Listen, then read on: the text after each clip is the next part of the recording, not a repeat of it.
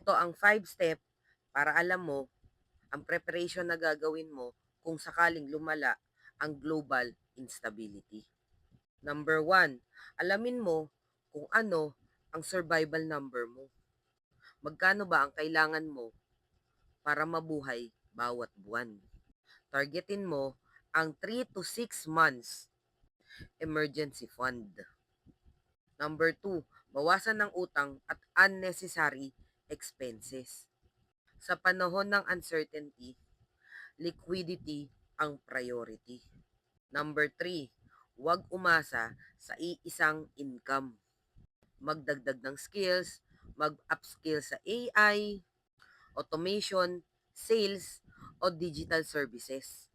Number 4, mag-backup ng important files at documents. Huwag iisang platform lang ang sasandalan. Number 5, basic household readiness.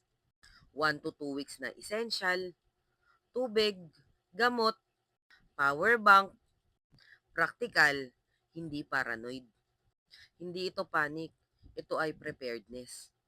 Hindi natin kontrolado ang mundo.